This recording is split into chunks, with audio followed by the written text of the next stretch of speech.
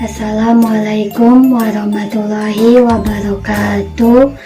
Perkenalkan, nama saya Nur Hidayah. Saya dari Fakultas Agama Islam, Program Studi Pendidikan Agama Islam. Ingin menjelaskan sebuah analisis buku, dan maksud analisis buku di sini ialah melakukan evaluasi terhadap kondisi buku yang berkaitan dengan materi pembelajaran agama Islam dan alasan-alasan yang memungkinkan untuk menilai kelebihan atau kekurangan dari buku pembelajaran agama Islam tersebut. Dan ini adalah buku yang sudah saya analisis. Di dalam menganalisis suatu buku, terdapat 4 aspek yang akan dianalisis dalam suatu buku tersebut. Yang pertama yaitu kelayakan isi atau materi. Yang kedua yaitu kelayakan penyajian. Yang ketiga yaitu kelayakan bahasa. Dan yang keempat yaitu kelayakan kegrafikaan.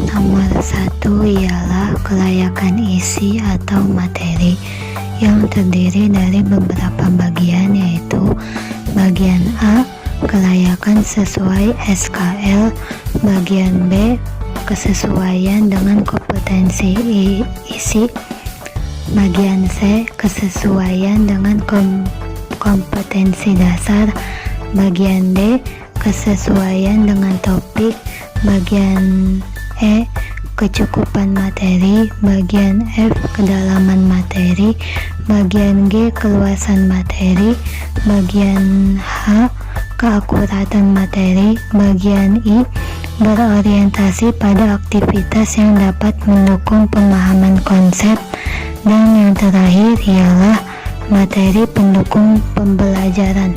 Dan hasil analisis dari buku paket PAI tersebut terkait nomor 1 ialah buku paket PAI tersebut lebih diterapkan kembali tentang seberapa pentingnya untuk memahami dan menerapkan perilaku kejujuran di dalam sekolah maupun dalam kehidupan sehari-hari peserta didik tersebut. Nomor 2 yaitu kelayakan penyajian, terdiri dari beberapa bagian. Bagian A ialah teknik penyajian, bagian B ialah penyajian pembelajaran, dan bagian C ialah kelengkapan penyajian. Bagian A maksudnya ialah penilaian yang dilakukan pada materi kejujuran yang sesuai dengan keruntutan konsep dan keterpaduan atau keterkaitan pelajaran atau bab pada materi tentang kejujuran. Bagian B maksudnya ialah penilaian yang dilakukan pada materi kejujuran yang sesuai dengan penerapan nilai autentik, interaksi antar guru dan orang tua, dan memaparkan literasi. Bagian C maksudnya ialah penilaian yang dilakukan pada materi kejujuran yang sesuai dengan kata pengantar, pendahuluan, peta konsep, rangkuman, dan daftar pustaka.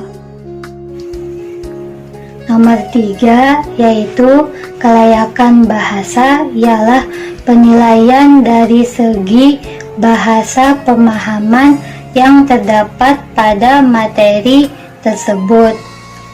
Kaidah penulisan bahasa Indonesia yang baik dan benar, serta menggunakan bahasa yang sederhana akan tetapi dapat dipahami oleh peserta didik dalam pembelajaran pada materi tersebut.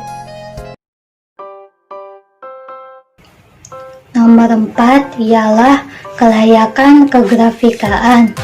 Adalah penilaian dari suatu bab materi tentang kejujuran yang terdapat pada buku paket PAI tersebut, yang dilihat dari segi unsur desain buku, tata letak buku secara grafis dan dinamis, serta ukuran buku, dan menggunakan ilustrasi yang memperjelas pemahaman pada bab tersebut.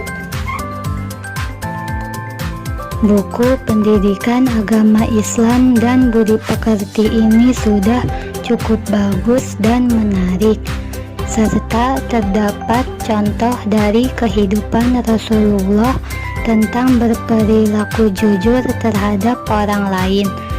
Akan tetapi, di dalam buku tersebut sebaiknya menggunakan bahasa yang sesuai dengan kelas atau mata pelajaran dari peserta didik tersebut. Dan ini adalah materi yang terkait pada bab 3, yaitu mempertahankan kejujuran sebagai cermin kepribadian. Menurut pendapat saya, bahan ajar yang sesuai dengan materi tersebut tidaklah hanya dari sebuah buku paket saja, akan tetapi bisa juga melalui dari Al-Quran, Al-Hadis, serta video tentang kejujuran. Dan yang paling terpenting ialah praktek peserta didik untuk berbuat jujur kepada orang lain. Selanjutnya, saya akan memberikan gambaran tentang suatu bahan ajar yang sesuai dengan materi mempertahankan kejujuran sebagai cermin kehidupan. Tahukah Anda apa itu sikap jujur? Sikap jujur itu harus ditanamkan pada diri sendiri dan harus mulai diterapkan pada usia dini. Menerapkan sikap jujur pada diri sendiri sangatlah penting. Karena dengan menerapkan kejujuran akan membiasakan kita untuk berkata dan bersikap jujur. Bersikap jujur itu berarti memilih untuk tidak mencuri, tidak berbuat curang, tidak berbohong, atau menipu dengan cara apapun.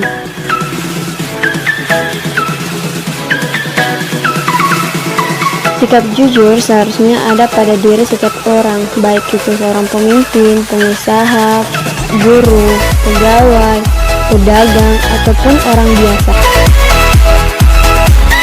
Untuk menjadi orang yang jujur, kita harus mengintrospeksi diri serta menanamkan nilai kejujuran pada diri sendiri dimulai dari sekarang. Dan untuk menganalisis buku paket PAI tersebut harus berdasarkan halaman yang sesuai dengan aspek yang akan dianalisis pada buku paket PAI tersebut.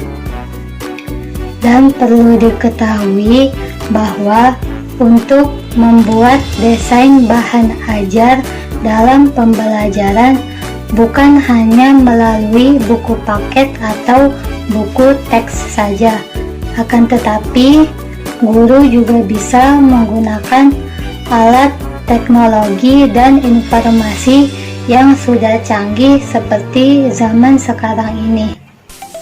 Jadi, peserta didik tidak akan merasa bosan atau jenuh ketika dalam pembelajaran apabila guru tersebut tidak hanya menggunakan buku paket atau buku teks untuk mengajar sesuai dengan materi yang ada pada buku tersebut.